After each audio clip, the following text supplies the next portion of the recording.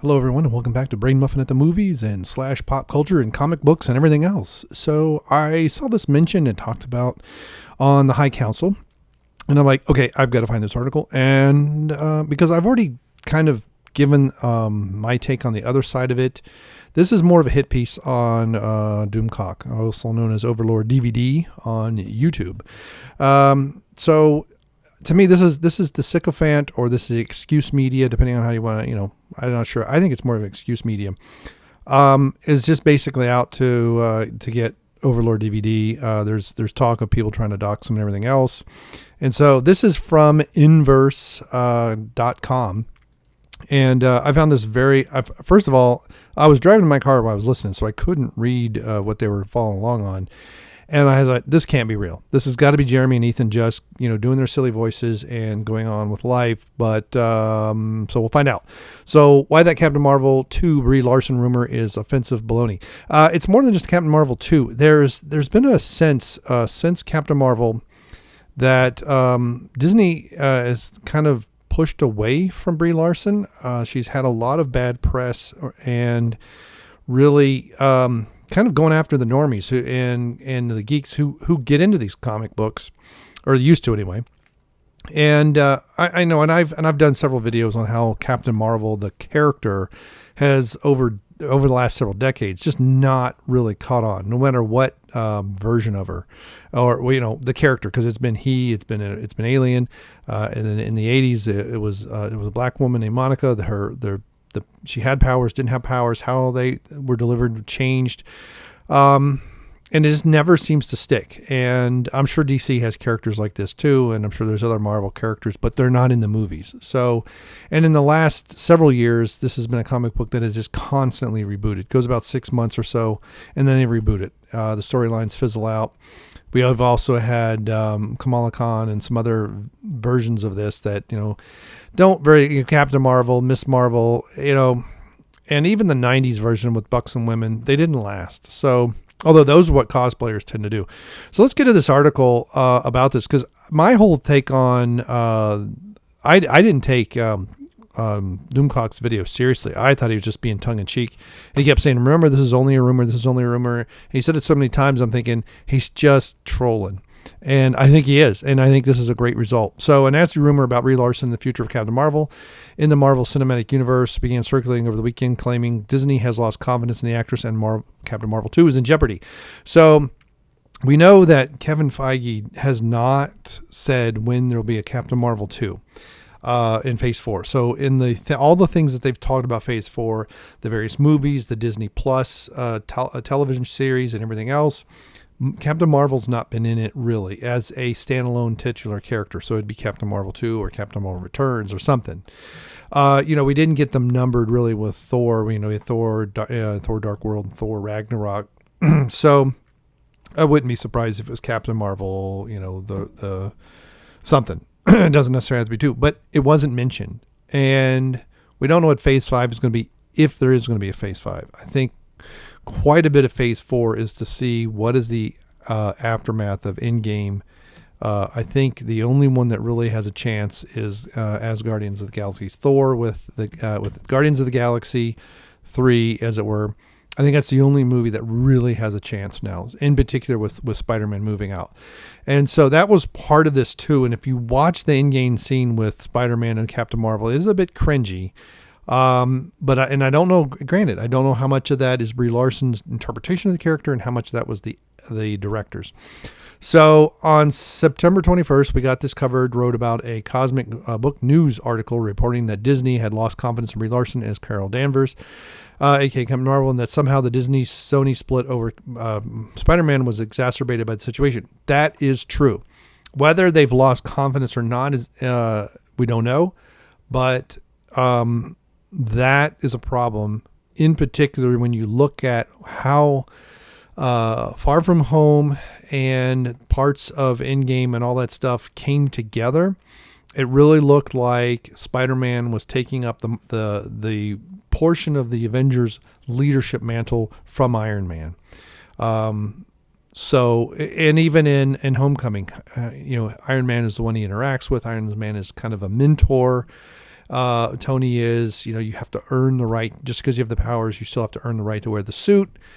And then you have Captain Marvel sort of taking Captain America's place. And that seemed like the dynamic that was going to be, that juxtaposition was it probably could have been interesting, because I think you would have seen Spider-Man, get him out of high school for starters, instead of making him Spider-Boy or Spider-Teenager, let him grow up a little bit, maybe be a little bit more hardened because of Captain Marvel, and then Captain Marvel rediscover her humanity.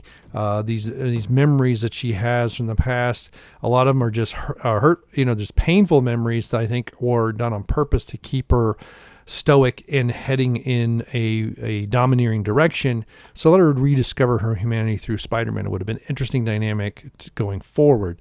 That's all gone. So now there isn't any other. Well, the only thing they could bring Wanda back into the fold, and not just shove her off into a Disney Plus movie or TV show with Vision. I think you could have that dynamic a little bit too.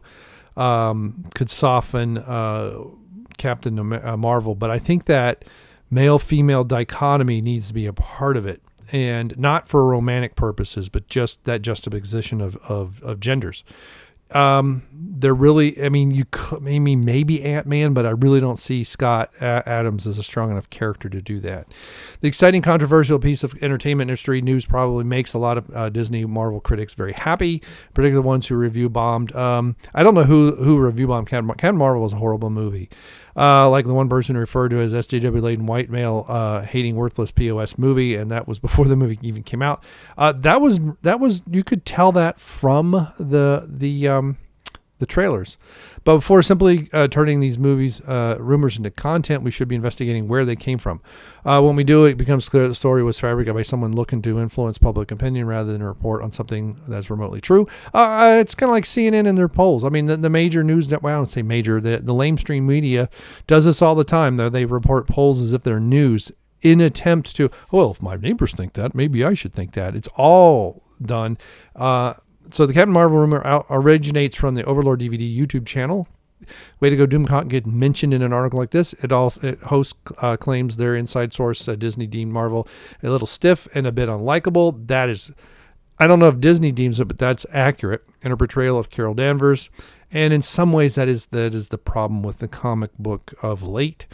Marvel has allegedly counted on pairing her up with Spider-Man in order to humanize and balance her out a bit. And that's what I've been saying, and that's just my take on it. I've not really heard that done by anybody. It's almost an exact quote from several of my videos, but I'm not going to lay claim to that. I'm sure it just feels like the fans of the comic books, they look at why they keep rebooting them, and we look at this very hard anti-male stance. You have the, give us a smile, and she, breaks her his arm or dislocates his shoulder, forget what she does. And it's just stupid and cringy and all that kind of thing. This part actually sort of makes sense after the Far From Home post credits. Yep, see. So you're already admitting part of the idea here, right? But beyond that, it quickly veers into total fantasy. No, I don't think so, because you see that start and you see who they're replacing in the Avengers. That dichotomy between Captain America and Spider-Man and Iron Man is what really drove those movies. It really drove, in particular, where it comes to a head in Civil War. And then they have to start to come together for Infinity War and kind of put their differences aside. But Captain Marvel wasn't a part of that, and Spider-Man took Iron Man's side. So you needed somebody who's kind of that staunch, hey, we need to be independent type person, doesn't trust leadership. And that's what Captain Marvel brings to the table, similar to Captain America.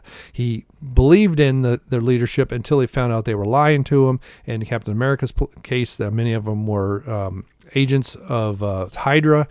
Captain Marvel gets disillusioned by the Kree and everything. So it becomes something that there's a similarity enough there that dichotomy could continue. It's going to change because the characters are different and the people are different, but they're still post Endgame, how much is, I mean, all of a sudden everything's doubled, everybody's back. That's going to have a really tough consequence on the world. A lot of infrastructure wasn't rebuilt over the last 5 years. So there's a strain that's going to happen. How do, maybe the government really now, after we've had aliens and everything else, they got to be under control of the government, and there may be even stronger themes from what we saw in Civil War. Those two characters, the ones that can bring that and follow that. I don't see anyone else doing that in Spider-Man's stead at all. So they should trust the rumor. They shouldn't at all. There's been lots of rumors, lots of speculation. But again, go look at what the things that we know about. Where there's talk about bringing Robert back for either voiceover work or flashbacks, or maybe as a hologram or something, because they know they have to have him involved in some fashion to get butts and seats. Brie Larson's not going to carry that mantle. I don't even know if Tom Holland by himself could carry that mantle. We'll see when Sony does their Spider-Man movies that are going to be outside of the MCU now, if people are just like, you know what, we don't like either of you anymore. This major scoop from an inside source feels like pure BS, and Overlord DVD's channel is just like Marvel version of Mike Zero. I don't know. I've watched some of Doomcock stuff. I've never watched a Mike Zero video. Although, he's got future Star Wars content. That's all I know about him is people that kind of make fun of the way he says that. But he's going off of a lot of rumors and clickbait and everything else. Zero regular posts YouTube videos about fake rumors and leaks related to Star Wars movies just to rack up the views from unsuspecting fans. And I think most people know that by now. I think most of his viewers are it's just the entertainment value. What will come up next? What silliness will he do? And I think that's why they're watching. Somehow this Overlord guy is even less trustworthy. There's an entertainment value here that you're completely ignoring. But that's and that's the same one I used for my video talking about Overlord DVD, talking about this, and I was wondering if he was trolling. And I don't remember if I brought this article up or not, because I don't think I did. But this article really starts to make me wonder, to think that he did this on purpose to get this kind of reaction from the sycophant media, the excuse media of why he's wrong. They won't be able to actually give any evidence whatsoever that he's wrong. They're just going to attack him, and that they use rumor. Well, you know what? You have no actual evidence whatsoever that he's wrong, so you're just speculating rumors on the opposite side. The host of Overlord DVD dubs himself Dictor Van Doomcock, hence the DVD. Doomcock, rather, who is the future ruler of Earth. This is all shtick. According to his bio, DVD is okay, blah, blah, blah. Brought it from a Time Lord. No, we know the coat's from something else. Overlord's co-host is a small plush doll Cthulhu with an even more annoying voice. Okay, so now we're making fun of Harvey, who actually chose this guy. And he was once he once wondered if Rian Johnson was ruined back in August 2018. Just a few days ago, he publicly used the C word to describe Johnson in a tweet. Okay, whatever. He even tried to spread a rumor that Rian Johnson was losing his upcoming Star Wars trilogy. There were a lot of people going on that one, and there was a lot of evidence that said, yeah, that thing's in the can. It's still in speculation phase. I think much of it rides on what happens with the Rise of Skywalker.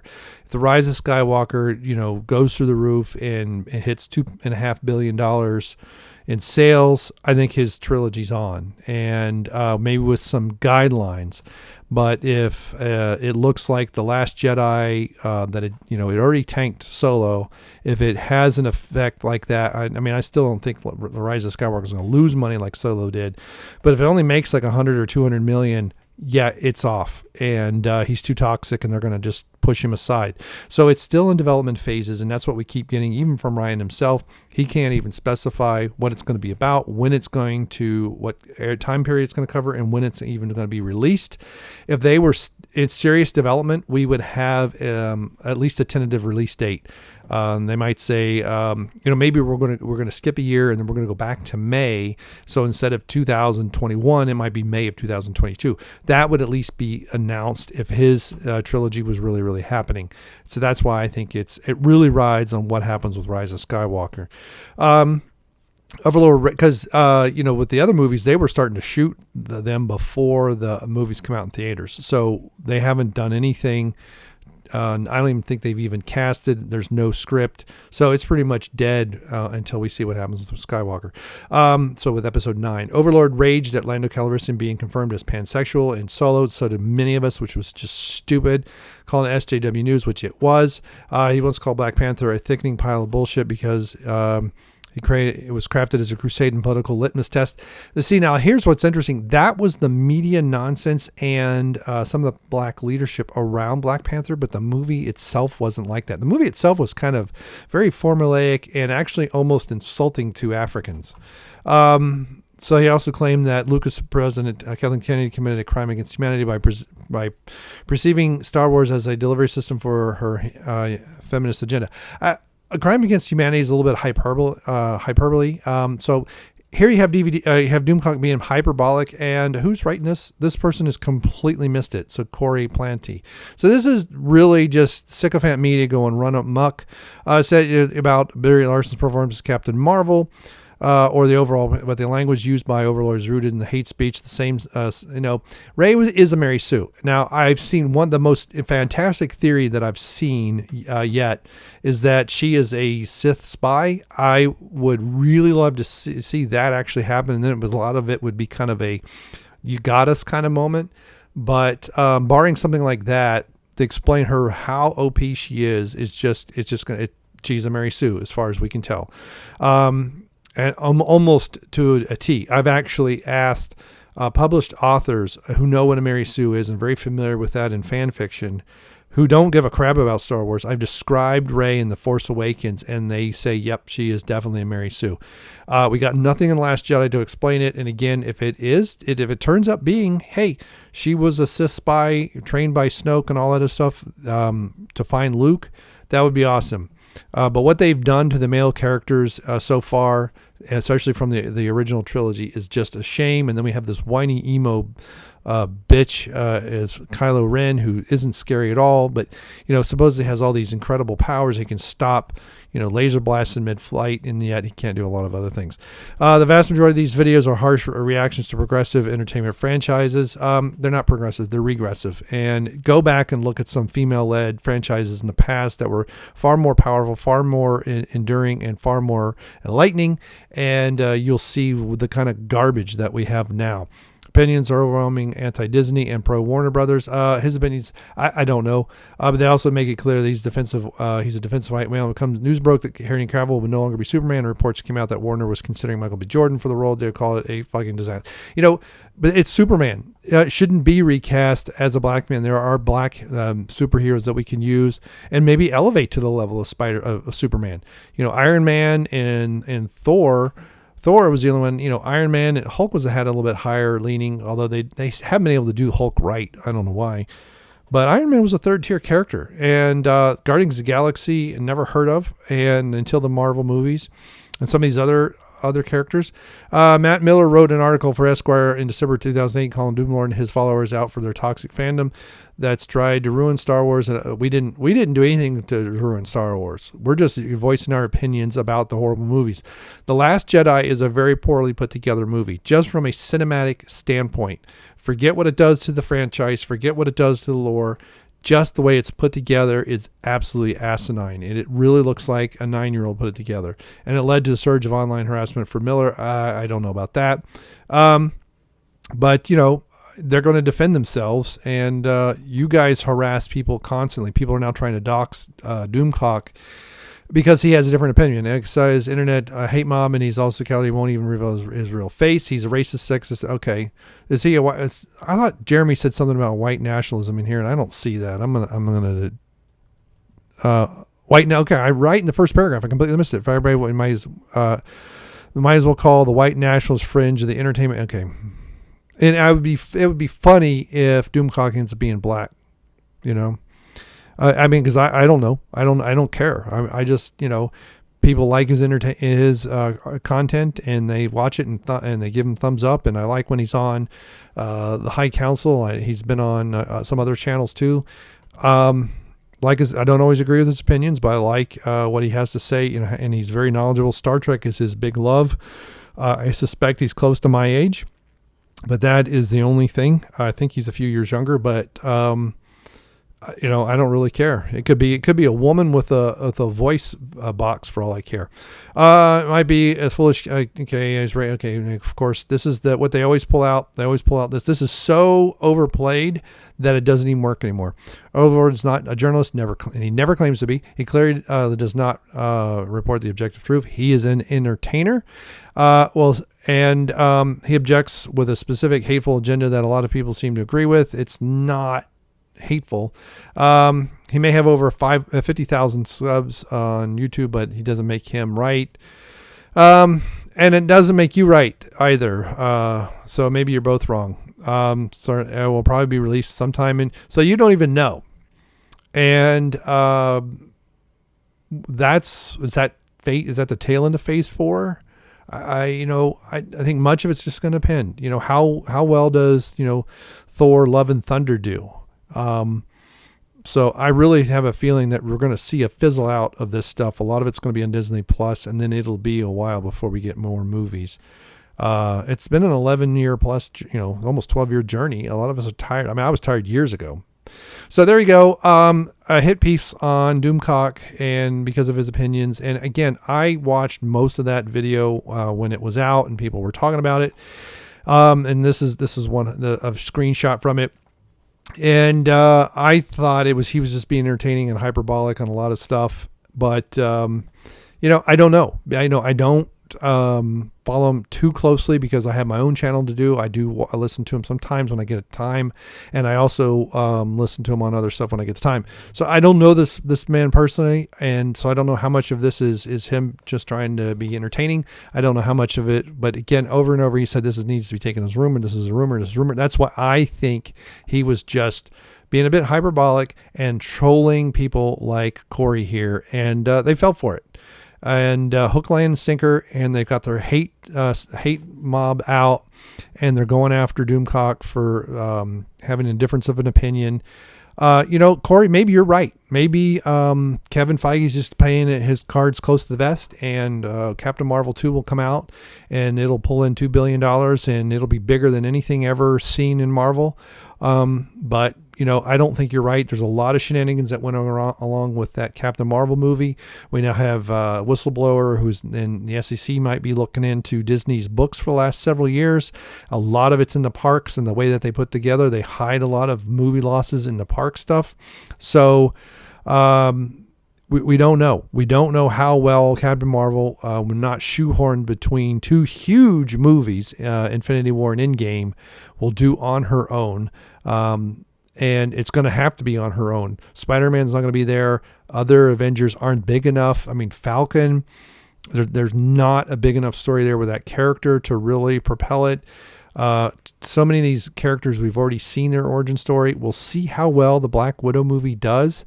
To me, I think they did a very big disservice that they didn't bring her back at the end of Endgame. They brought everybody else back, and so this is a flashback, type movie.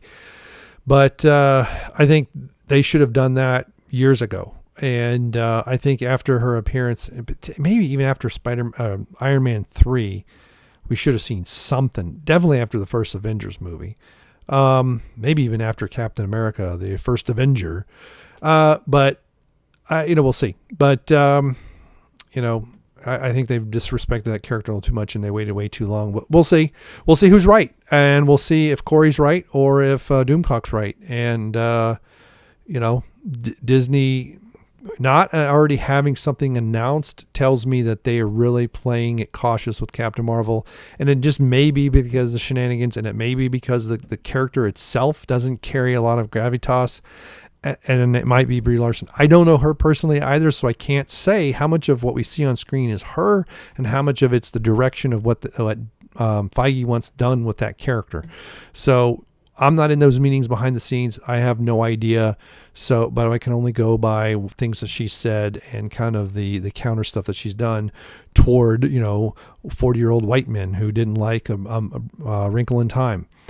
I know a lot of people who were in the target audience for Wrinkle in Time who did not like it and did not like what they did with the book. The book was much better. So And they didn't like, again, a lot of SJW politics and that. So time will tell how much of this is Doomcock being entertaining and hyperbolic, and how much of it's real, and how much Corey is a sycophant for Disney, hoping to get invited to Galaxy's Edge for free.